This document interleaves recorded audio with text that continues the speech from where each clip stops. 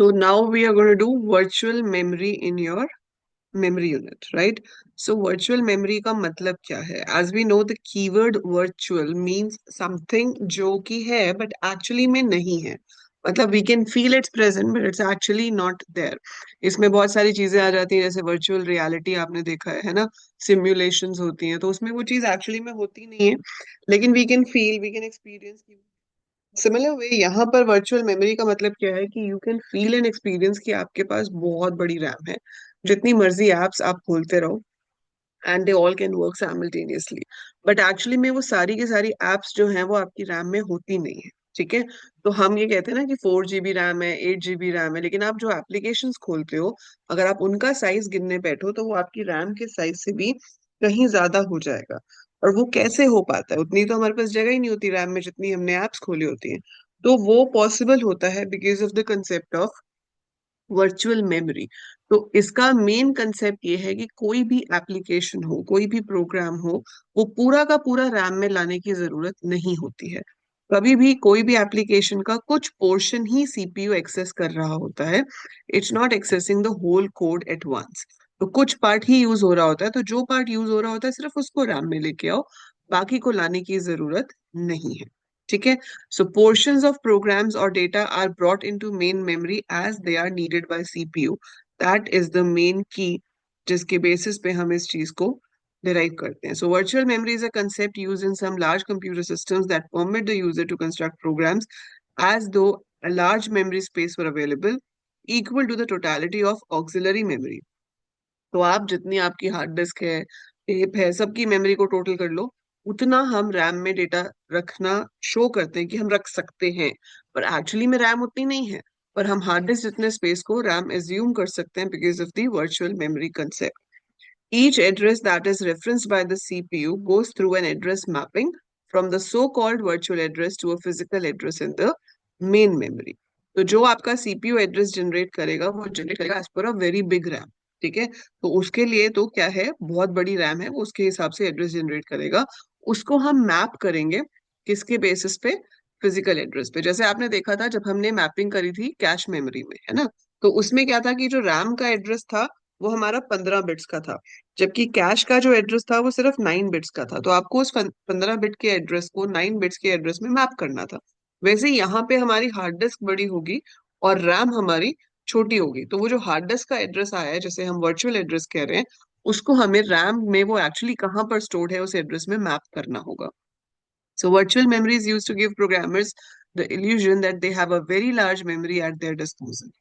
ठीक है, सो आपके पास ये illusion है, that's why we call it virtual memory, even though the computer actually has a relatively small main memory. A virtual memory system provides a mechanism for translating program generated addresses into the actual memory addresses. This is done dynamically while programs are being executed in the CPU. ठीक है, और ये सब mapping की help से होता है। अब हम यहाँ पर इसको करने के दो तरीके करेंगे, एक होता है पेजिंग, एक होता है सेगमेंटेशन।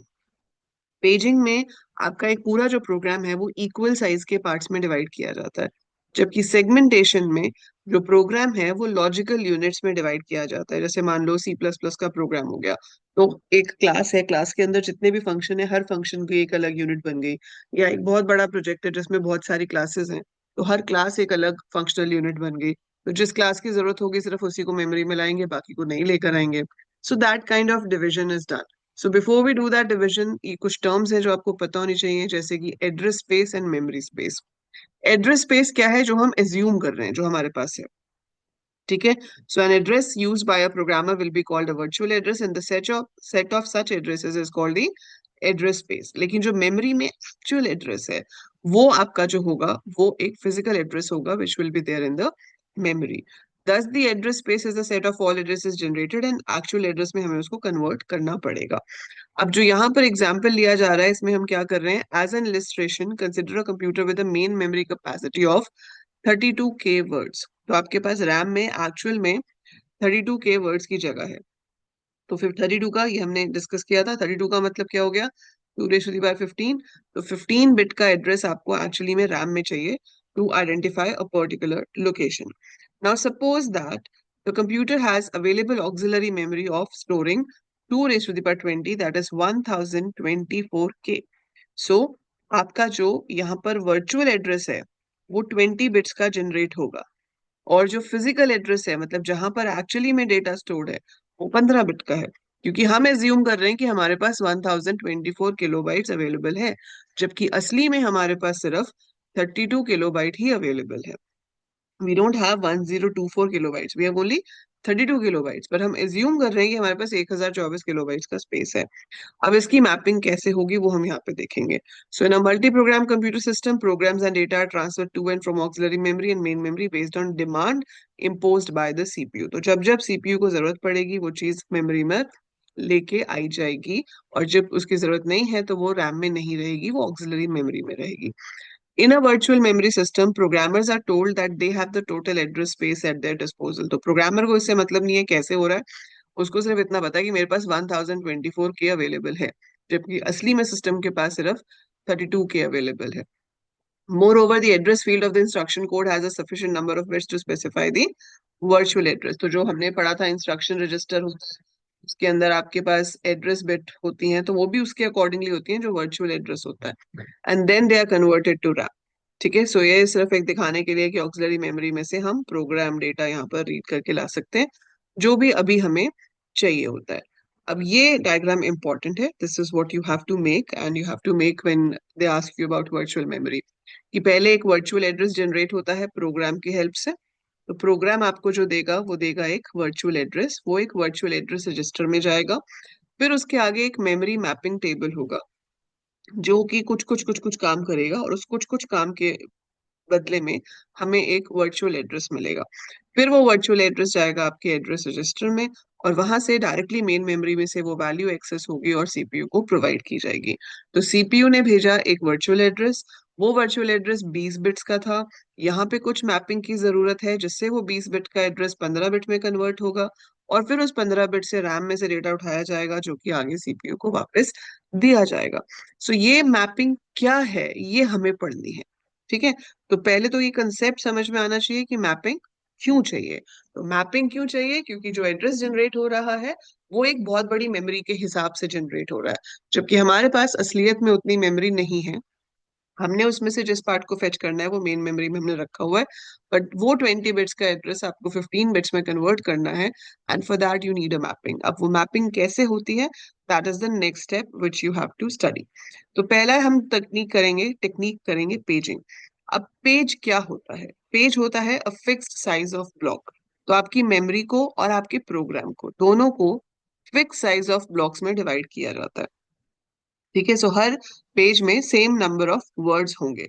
सो जैसे हमने यहाँ पे मान लिया कि let's split it into 1K words, तो उस हिसाब से आपकी रैम के बनेंगे 32 पेजेस. ठीक है, और आपके उसमें बनेंगे 1024 पेजेस. तो इस 1024 पेजेस में से कोई 32 पेजेस ही मेरे पास रैम में हो सकते हैं. अब देखो पीछे का जो के है 10 बिट्स, वो तो हम सेम रख सकते हैं, हमें सिर्फ ये आगे वाले में चेंज करना है. इसकी जो आगे की 10 बिट्स हैं, that needs to be change to the 5 bits. तो 124 में से कौन सा वाला 32 में है वो आपको देखना है. ठीक है, so the term page frame is sometimes use to denote a block. तो वो जो ब्लॉक हमने डिवाइड किया उनको हम पेज फ्रेम कह सकते हैं. अब ये इसी कंसेप्ट को समझाने के लिए एक छोटा एग्जांपल ले रहे हैं. अब इसमें तो देखो बहुत बड़ा हो जाएगा ना, 20 से 15 में कन्वर्ट करना समझने के लिए आपके लिए थोड़ा मुश्किल हो जाएगा. तो इस कंसेप्ट को समझने के लिए हमने एक छोटा एग्जांपल ले लिया कि मान लेते हैं हमारे पास 8K की ऑक्सिलरी मेमोरी है, मतलब वर्चुअल स्पेस है. So this is my virtual space, right. और ये जो है मेरे पास ये एक्चुअल स्पेस है जो कि 4K है, मतलब 8 में से किन्हीं 4 को ही मैं यहाँ रख पाऊंगी.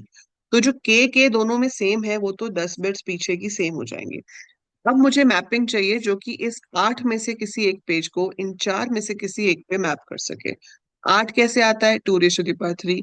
4 कैसे आता है, 2 raised to the power 2. ठीक है, सो अब 3 बिट्स का आपका एड्रेस जो है वो जनरेट होगा सीपीयू से, जिसको आपको कन्वर्ट कराना है 2 बिट्स के एड्रेस में. पीछे का जो 10 बिट्स है वो लाइन नंबर रिप्रेजेंट कर रही है, मतलब that is the line with in the page, तो वो 10 बिट्स तो सेम यूज हो जाएंगी. तो मुझे एक ऐसा टेबल चाहिए होगा जो इन 3 बिट्स के बदले में मुझे ये 2 बिट्स दे. और वो करने के लिए हमारे पास एक मेथड होता है पेज मैपिंग टेबल। तो जब भी हमारे पास कोई भी एड्रेस आता है तो इस तरह से काम होता है। आपके पास ये एड्रेस जनरेट हुआ, ठीक है, this is your address of 8K memory. तो 3 बिट का पेज नंबर है, 10 बिट्स का लाइन नंबर है। लाइन नंबर को तो हम एज इट इज यहाँ पे ले रहे हैं, यहाँ से देख रहे हो लाइन नंबर तो सीधे इधर आ गया। अब ये जो 3 बिट का पेज नंबर है, इसके बदले में मुझे 2 बिट का मेन मेमोरी वाला पेज का या ब्लॉक का नंबर चाहिए। तो यहाँ पर बनेगा पेज मैपिंग टेबल। अब पेज मैपिंग टेबल में कितनी एंट्रीज होंगी? 8। जितने पॉसिबल पेजेस आपके पास हैं, तो यहाँ पे 8 पॉसिबल पेजेस हैं, इसलिए इसके अंदर 8 एंट्रीज होंगी, जिसमें से किसी 4 में प्रेजेंस बिट 1 हो सकती है कि भाई हाँ ये वाला पेज मेन मेमोरी में प्रेजेंट है। अब प्रेजेंट है तो कौन से वाली लोकेशन पर प्रेजेंट है वो यहाँ पर स्टोर होगा।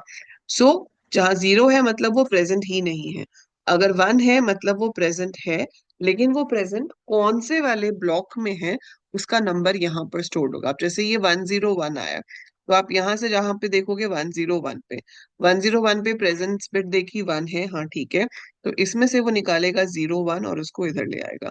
तो यहाँ से 01 फेच होकर इधर चला गया और ये आपका पूरा एक्चुअल एड्रेस बन गया। और फिर यहाँ से जाकर आपका जो डेटा है वो फेच होगा और सीपीयू को मिल जाएगा। ठीक है।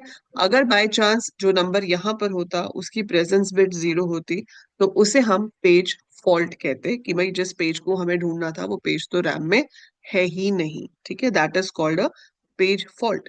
बट अगर वो मिल जाता है तो इस तरह से मैपिंग होती है और आपके पास एक्चुअल टेबल आ जाता है। ये छोटा एग्जाम्पल इसलिए लिया है कि सोचो अगर आप ये वो पहले बड़ा वाला एग्जाम्पल करते 1024 KB को 32 KB में करने वाला, तो आपके पेज टेबल में कितनी एंट्रीज होती? कितनी एंट्रीज होती? 1024 एंट्रीज होती पेज टेबल में, जिसमें से किसी 32 में हमारे पास 1 आ सकता है, बाकी सब जगह 0 होता। But that again shows a disadvantage कि अगर मैं इस तरह का टेबल बनाऊंगी तो मेरी कितनी मेमोरी तो इसी में वेस्ट हो जाएगी कि मैं इतना बड़ा ट्रैक रखूं कि 1024 में से कौन से 32 पेजेस मेरे पास मेमोरी में है। So lot of memory is required for storing that table also. इसका सॉल्यूशन भी अब हमें डिस्कस करेंगे, पर पहले हमें ये समझना है जो हम अभी कर रहे हैं। सो अभी जो हम कर रहे हैं उसका ये मतलब है कि यहाँ से एक नंबर जनरेट होगा, यहाँ पे वो एंट्री चेक करेगा, प्रेजेंस बिट अगर 1 है मतलब तो वो प्रेजेंट है, उसके बदले में जिस भी पेज पे वो मेमोरी में है उसकी 2 बिट्स आएंगी और वो 2 बिट्स यहाँ पर जाकर आपको एड्रेस देंगी मेन मेमोरी का। और इन केस वो नहीं मिलता है तो वो पेज फॉल्ट है, फिर उसको रैम से मतलब फिर उसको हार्ड डिस्क से रैम में लाया जाएगा और फिर फेच किया जाएगा। ठीक है।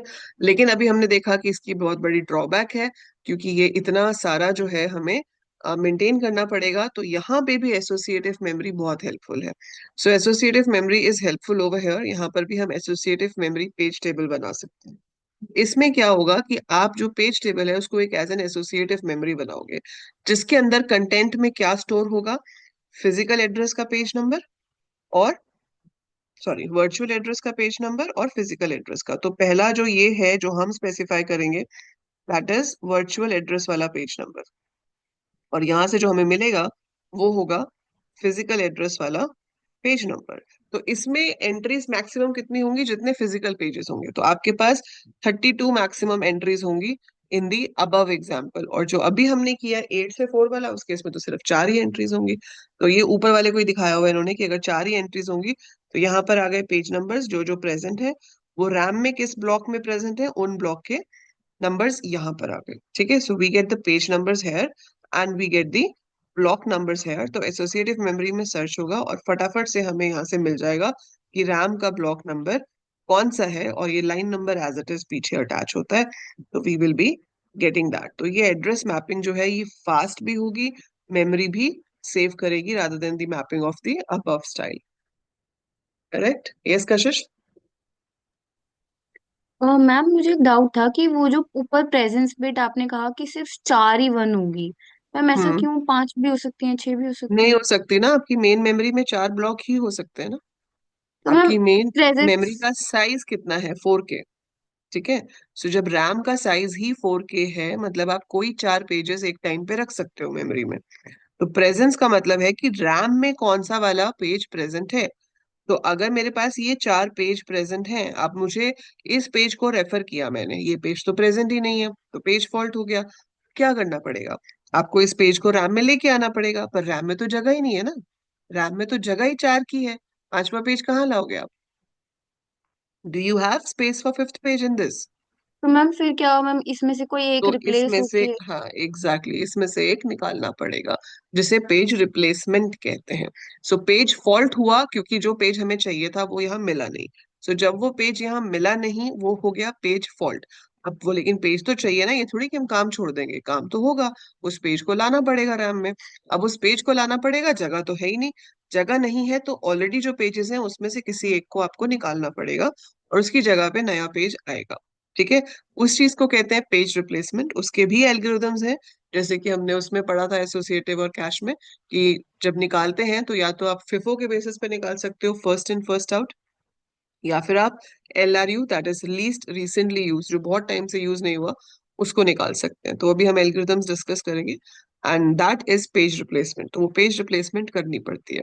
तो मैक्सिमम उतने ही पेज मेमोरी में हो सकते हैं जो आपका एक्चुअल रैम का साइज है।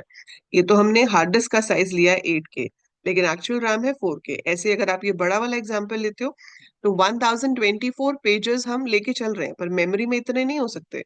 मेन मेमोरी में सिर्फ 32 पेजेस ही पॉसिबल है, उससे ज्यादा आ ही नहीं सकते क्योंकि रैम का साइज ही 32 है। ठीक है। सो वो मैपिंग हमें करनी होती है कि हम इस नंबर को इस नंबर में कन्वर्ट कैसे करेंगे। सो यहाँ पर आप 3 बिट्स को 2 बिट्स में कर रहे हो, इस एग्जाम्पल में आपको 10 बिट्स को 5 बिट्स में करना है, तो इट्स अ ह्यूज गैप। और अगर ये ऐसे मैं टेबल ये वाला बनाने बैठ गई तो 1024 एंट्रीज होंगी टेबल के अंदर। So it will be a huge table, and उसमें से सिर्फ 32 में 1 होगा, बाकी की मेमोरी तो आप वेस्ट ही कर रहे हो। तो इसलिए बेटर अप्रोच क्या है कि हम उसमें associative memory page table use कर लें, जहां पर आपकी मेमोरी ही ऐसी हो कि यहाँ पर पेज नंबर हो और ब्लॉक नंबर हो। पेज नंबर के अकॉर्डिंगली सर्च करेंगे, रिस्पेक्टिव ब्लॉक नंबर उठा लेंगे, एड्रेस आ जाएगा। इन केस प्रेजेंट नहीं है तो सेम प्रोसीजर होगा, पेज फॉल्ट है, एक निकालना पड़ेगा, नया लेके आना पड़ेगा। ठीक और है। सो मैम दैट इज, आपने जो वो बताया के, कि वो के हमारे लाइन नंबर, वो मैम वो समझ नहीं आया कि वो के क्या है। वो पीछे वो का 10, सेम है? ये मतलब किलो बाइट्स। किलो बाइट्स हो गया ना। 8K का मतलब क्या है, कि आपके पास 8 किलो बाइट्स टोटल स्पेस है। आपने उसको 1K के एक ब्लॉक में डिवाइड कर दिया। तो 1K का मतलब क्या हुआ, कि इसमें 1024 बाइट्स है ना। तो वो yes one ma'am. Thousand twenty four bytes में हर किसी का एड्रेस होगा, 0 1 2 3 4 so on up to 1023। Okay ma'am, okay okay. तो उस पेज के अंदर हम कौन सी बाइट पे जा रहे हैं, वो पीछे की 10 बिट से पता चलेगा। तो वो सेम रहेंगी। मैम 1 किलो बाइट में 10 बिट्स होती हैं बेसिकली? नहीं, 1 किलो बाइट में से किसी एक बाइट को फेच करने के लिए आपको 10 बिट टेन का बिट्स एड्रेस ओके। चाहिए होता है। Okay ma'am. ठीक है। सो 1 किलो बाइट्स में से मुझे किसी एक बाइट का एड्रेस देना है, तो वो एड्रेस 10 बिट्स का होगा, so that it can identify one of the bytes out of 1024 bytes. ठीक है। Okay ma'am. सो अब इसके बाद इसमें इंपॉर्टेंट आता है page replacement. So page replacement के लिए समझना जरूरी है ऑब्वियसली कि पेज फॉल्ट क्या है, वो हमने डिस्कस कर ही लिया, बट थ्योरी में अगर आपको आ जाता है right a short note on page replacement, तो आप क्या लिखोगे? So, a virtual memory system is a combination of hardware and software techniques. The memory management software system handles all the software operations for the efficient utilization of this. It has to decide which page in the main memory ought to be removed to make room for a new page, when a new page is to be transferred from auxiliary memory to main memory, and where the page is to be placed in the main memory. ठीक है, ये सब decisions होते हैं, but ठीक है, हम यहाँ से शुरू करेंगे। The program is executed from main memory until it attempts to reference a page that is still in auxiliary memory. This condition is called page fault. मतलब वो एक ऐसे पेज को रेफर कर देता है। ठीक है। So when a program starts execution, one or more pages are transferred into main memory and the page table is set to indicate the position. Execute होता रहता है। प्रॉब्लम तब आती है जब वो किसी ऐसे पेज को रेफर करे जो ऑक्सिलरी मेमोरी में है लेकिन मेन मेमोरी में नहीं है। इसे कहते हैं page fault. When page fault occurs, the execution of the present program is suspended until the required page is brought into the main memory. Since loading a page from auxiliary memory to main memory is basically an input-output operation, the operating system assigns the task to the input-output processor. In the meantime, control is transferred to the next program in memory that is waiting to be processed. तो वो CPU अपना multi programming करता रहता है और फिर वापस वहीं से आगे शुरू हो जाता है।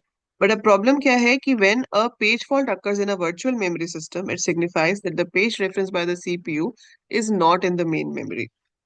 A new page is then transferred from auxiliary to main memory. If main memory is full, it would be necessary to remove a page from a memory block to make room for the new page. So that requires page replacement. Okay. So if main memory is full, it would be necessary to remove a page from memory block to make room for the new page. The policy for choosing pages to remove is determined from the replacement algorithm. ठीक है, और इस चीज को page replacement कहते हैं. अब algorithms में क्या क्या है हमारे पास? फर्स्ट इन फर्स्ट आउट, कि जो सबसे पहले आया था उसको निकाल दो और उसकी जगह पर नए वाले को ले आओ. और दूसरा एल्गोरिथम जो है वो है LRU, लीस्ट रिसेंटली यूज, जो बहुत देर से यूज नहीं हुआ उसको निकाल दो, उसकी जगह पे नया ले आओ. So FIFO algorithm selects for replacement the page that has been in memory the longest time. Each time a page is loaded into memory, its identification number is pushed into a FIFO stack. FIFO will be full whenever memory has no more empty block. When a new page must be loaded, the page least recently brought is is removed. The page to be removed is easily determined because the identification number is there in the FIFO. ठीक है, ऐसे ही LRU है, least recently used. इसमें क्या है? Policy is more difficult to implement but has been more attractive to the assumption कि भाई जरूरी नहीं है कि जो सबसे पहले आया है वो यूज नहीं हो रहा, हो सकता है वो अभी भी यूज हो रहा है, लेकिन जो बहुत देर से यूज नहीं हुआ उसको निकाल दो. तो इसमें हम एक हर पेज के साथ काउंटर लगा देते हैं. जब जब वो पेज यूज होता है उसका जो काउंटर है वो 1 से इंक्रीज हो जाता है. जिसका काउंटर सबसे कम होगा, मतलब उसकी बताएगा कि कितनी देर से वो यूज नहीं हुआ, तो जिसका काउंटर सबसे कम होगा वो आपका मेमोरी से निकाल दिया जाएगा. ठीक है. अब थ्योरी में तो ये इतना सही है, पर इसके ऊपर ना न्यूमेरिकल भी आता है. तो इसके ऊपर न्यूमेरिकल कैसा आता है वो मैं आपको दिखाती हूँ पहले. सो ये तो हो गया हमारा पेजिंग होता क्या है. So this is basically what do we understand by the term paging. But आपको इस पे न्यूमेरिकल दे देते हैं जो कि आपको सॉल्व करना होता है पेज फॉल्ट्स के बेसिस पे. जैसे ये देखो, क्वेश्चन नंबर 21, इसमें क्या लिखा है? A virtual memory system has an address space of 8K words, a memory space of 4K words, and page and block size of 1K. जो ऊपर एग्जाम्पल है सेम वही है. ठीक है. अब determine the 4 pages that are resident in main memory after each page reference change if the replacement algorithm used is FIFO or LRU. So इस तरह का न्यूमेरिकल आ सकता है. अब इसको आप कैसे सॉल्व करोगे? सबसे पहले हम अपना ये पेज टेबल बना लेंगे. ठीक है. आपके पास क्या आया? 4 आया सबसे पहले. ठीक है. फिर 2 आया, फिर 0 आया, फिर 1 आया. अब रेफर किसको कर रहा है? वो 2 को. तो 2 पेज टेबल में है. ठीक है, रेफर हो गया, 2 रेफर हो गया, कोई प्रॉब्लम नहीं है. फिर आया 6. अब 6 आया. अब 6 आया तो क्या होगा? 6 आया, ये मेरे ब्लॉक्स है मेमोरी में, 0 1 2 3. ठीक है. इनिशियली 4201 पहले 4 आपके पास आ गए हैं. अब जब 2 रेफर होगा वो पड़ा हुआ है, वो यूज हो जाएगा. अब जब वो 6 को रेफर करेगा तो क्या 6 इसमें है? क्या है 6 इसमें? नहीं है नो। ना. नहीं है तो किसी एक को निकालना पड़ेगा. और अगर मैं यूज कर रही हूँ फिफो, तो इनमें से सबसे पहले कौन आया था? 4। वो निकल जाएगा. इसकी जगह पर 6 आ जाएगा. ठीक है. फिर अगला आपके पास आया 1. 1 आएगा तो कोई प्रॉब्लम नहीं है, सेम ऐसे ही रहेगा, क्योंकि 1 मेरे पास मेमोरी में है. देयर विल बी, ये आपको ऐसे ही बनाना है पूरा आंसर शीट में. ठीक है. सो आपको पहले दिखाना है कि इनिशियल 4 आ गए. फिर जब 2 को रेफर करेंगे कुछ नहीं होगा, 6 को रेफर करेंगे तो 4 आउट एंड 6 इन हो गया. ठीक है. 1 को रेफर करेंगे तो कुछ नहीं होगा. फिर अगले पे फिर 4 रेफर हो गया. 4 रेफर हो गया तो क्या करेंगे? अब 4 रेफर हुआ है तो we can not keep all of them, हमें किसी को निकालना पड़ेगा. अब कौन सा निकलेगा? 6। नहीं, 6 तो बाद में आया है. 2 निकलेगा ना. फिफो है, फर्स्ट इन फर्स्ट आउट. सबसे पहले 4 आया था, उसके बाद 2 आया था. अब जो निकलेगा वो 2 निकलेगा, क्योंकि 4 तो निकल के 6 आ गया ना उसके बाद. अब जो पुराने वालों में से बचा है वो 2 है, सो 2 निकलेगा, उसकी जगह पर 4 आ जाएगा.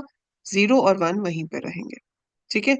फिर 4 के बाद 0 यूज हो रहा है, 0 पे कोई चेंज नहीं होगा.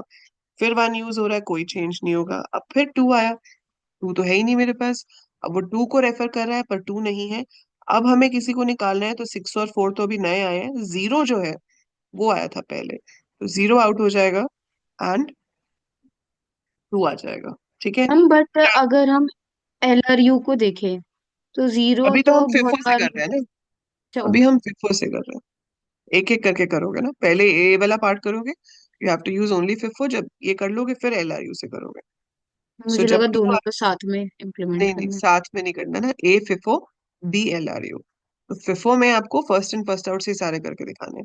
फिर जब बी वाला करोगे तो एलआरयू लेना। सो दोनों में से कोई एक एल्गोरिदम यूज होगा, दोनों यूज नहीं होगा। ठीक है।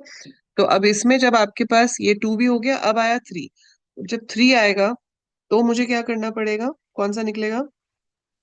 वन। वन। तो वन की जगह पे थ्री आ जाएगा। फिर आया फाइव। अब फाइव आ गया तो ना फाइव यूज हुआ है पहले ना सेवन। तो फाइव आया तो सिक्स निकल जाएगा, उसकी जगह पे फाइव आ जाएगा। सो इस वाले में आपका सिक्स की जगह पे फाइव आएगा, और जो सेवन है वो फोर की जगह पे जाएगा। Because that's how first in first out works.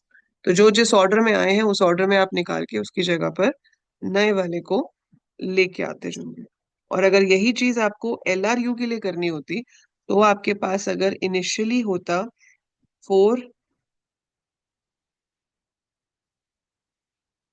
तो अगर हमारे पास इनिशियली होता फोर टू जीरो वन, तो टू आया कुछ नहीं होगा। अब सिक्स आया तो लीस्ट रिसेंटली यूज तो खैर यहाँ पे फोर ही है, तो फोर ही जाएगा इस केस में। तो सिक्स टू जीरो वन। फिर उसके बाद वन आ गया तो वन आपका फिर से यूज हो गया। फिर फोर आया तो out of these least recently used, two तो नहीं है, टू तो अभी यूज हुआ था। ठीक है। तो आउट ऑफ वन भी दीज, हुआ अब था। जैसे मैं यहाँ पे हूँ, ये फोर आया है, तो इसमें से लीस्ट रिसेंटली यूज जीरो है। ये देख लो ना, वन हो गया, सिक्स हो गया, टू हो गया, तो सबसे पहले जो यूज हुआ था वो जीरो है। तो यहाँ पर वो रिप्लेस करेगा जीरो को। तो सिक्स टू फोर वन हो गया। अब बाय चांस अगले में फिर जीरो आ गया। अब हमें इसमें से निकालना है लीस्ट रिसेंटली यूज। हम इसके पीछे देख लेते हैं, फोर वन सिक्स टू, तो two is the one least recently use. Two least recently use है तो यहाँ पे जीरो आ गया। टू फिर दो फोर वन, बार हो चुका। हाँ पर इन फोर ही चारों में से तो लीस्ट है ना। टू के बाद सिक्स भी हो गया, वन भी हो गया, फोर भी हो गया, तो लीस्ट रिसेंटली यूज तो टू हुआ ना। रिसेंटली टाइम देखना है हमने, ये नहीं देखना कितनी बार यूज अच्छा हुआ है। ओके। हमने ये देखना है कितने पहले जो यूज हुआ था। तो टू के बाद सिक्स वन फोर तीनों यूज हो चुके हैं, तो लीस्ट रिसेंटली यूज जो है वो टू है। तो उसकी जगह पर मेरे पास फोर आ जाएगा। फिर जीरो इसमें है, वन इसमें है, जीरो इसमें है। फिर टू आया, अब टू नहीं है। टू नहीं है तो जीरो नहीं निकाल सकते, वन नहीं निकाल सकते, फोर नहीं निकाल सकते, वन नहीं, सिक्स इसमें लीस्ट रिसेंटली यूज है। तो सिक्स लीस्ट रिसेंटली यूज है, सिक्स की जगह पर टू आ जाएगा। फिर आपके पास आया थ्री। तो ये सब भी चेंज होंगे क्योंकि ये है ही नहीं इसमें। थ्री में कौन सा जाएगा? Two zero one four. Two zero one, two zero, four है। अच्छा टू जीरो वन, ठीक है, फोर सबसे हुआ तो फोर की जगह पर थ्री आ जाएगा। फिर जब फाइव आएगा तो थ्री टू जीरो ये वन को रिप्लेस कर देगा। फिर सेवन आएगा, फाइव थ्री टू ये जीरो को रिप्लेस कर देगा। So this will be your final table after all these replacements. ठीक है। सो ये इस तरह से आपको न्यूमेरिकल आ सकता है। So that's how we get the thing. बस इस पे न्यूमेरिकल यही बनता है, ये आ सकता है आपको न्यूमेरिकल में कि ये बनाकर दिखाओ ऐसे पूरा टेबल। ठीक है। अब ये तो हो गया पेजिंग। पेजिंग के बाद ऐसे ही हमारे पास सेगमेंटेशन होता है। तो पेजिंग में your memory is divided into equal sized blocks. तो सारे के सारे इक्वल साइज ब्लॉक्स होते हैं। सेगमेंटेशन में बस इतना फर्क हो जाता है कि वो इक्वल साइज ब्लॉक्स नहीं होते। ये मेमोरी मैनेजमेंट हार्डवेयर में एक्सप्लेन किया हुआ है सेगमेंटेशन को। तो इसमें ये हार्डवेयर के थ्रू मैनेज होता है, वो जो है वो मोस्टली सॉफ्टवेयर के थ्रू होता है, although it's a combination of hardware and software, but that's more of program. और इसमें क्या है हमारे पास कि हम लॉजिकल यूनिट्स में डिवाइड कर देते हैं। The basic components of a memory management unit are facility for dynamic storage relocation that maps logical memory reference into physical memory address, provision for sharing common programs stored in memory by different users। इसका क्या मतलब है कि कुछ functions ऐसे होते हैं जो मल्टीपल प्रोग्राम्स आपस में यूज करते हैं। जैसे कि कॉपी पेस्ट का कोड हो गया। तो वो विंडोज का कोई भी सिस्टम हो, चाहे आपने पीडीएफ खोली हो, चाहे आप एक्सेल में काम कर रहे हो, चाहे पावर पॉइंट में काम कर रहे हो, कॉपी पेस्ट ऐसा कोड है जो सब जगह यूज होता है। तो those are the subroutines और those are the programs which are access by multiple programs. तो अगर हम फिक्स साइज के ब्लॉक्स में स्टोर करेंगे तो हम ऐसे लॉजिकली डिवाइड नहीं कर सकते। तो यहाँ पर क्या है कि अगर आपने लॉजिकली डिवाइड किया होगा तो आपका कोड शेयर भी हो सकता है। Then protection of information against unauthorized access between users and preventing users from changing operating system functions. तो इसमें एड्रेसेस जो है उस पे बाउंड्री लगी होती है, एड्रेसेस बहुत रिस्ट्रिक्टेड वे में कोई भी प्रोग्राम जनरेट करता है और फेच करता है, ताकि हम ये सिक्योरिटी रख सकें कि किस प्रोग्राम को कौन से एड्रेसेस एक्सेस करना अलाउड है और कौन से एड्रेसेस एक्सेस करना अलाउड नहीं है। तो उस चीज को हम सेगमेंटेशन कहते हैं। तो यहाँ पर क्या है कि it is more convenient to divide programs and data into logical parts called segments. A segment is a set of logically related instructions or data elements associated with a given name. It may be generated by the programmer or by the operating system. Example is like subroutine, array of data, table of symbol, or a simple program. The sharing of common programs is an integral part of multi-programming system, जहाँ पर बहुत सारे software आपका same चीज को use करते हैं। ठीक है। तो third issue in multi programming is protecting one program from unwanted interaction, वो भी यहाँ पर टेकन केयर ऑफ किया जाता है। अब इसमें भी वही है, लॉजिकल एड्रेस है, the address generated by a segmented program is called the logical address. फिर उसके बदले में एक्चुअल एड्रेस जो है वो निकाला जाता है। This is similar to virtual address except that logical address space is associated with variable length segments rather than fix length pages. तो पेजिंग में फिक्स लेंथ होता है कि 1K का पेज है, यहाँ पर ऐसा नहीं है, यहाँ पे हर सेगमेंट अलग अलग साइज का हो सकता है। The logical address may be larger than the physical memory address as in virtual memory, but it may also be equal and sometimes even smaller than the length of the physical memory address. In addition to relocation information, each segment has protection information associated with it, कि इतने से इतने address तक ही वो access कर सकता है, इस लिमिट के बाहर एक्सेस नहीं हो सकता है। ये चीज आपको ये टेबल देखकर समझ आ जाएगी। जैसे ये देखो, ये इसका टेबल है सेगमेंटेशन का। इसमें क्या होता है कि जो लॉजिकल एड्रेस है,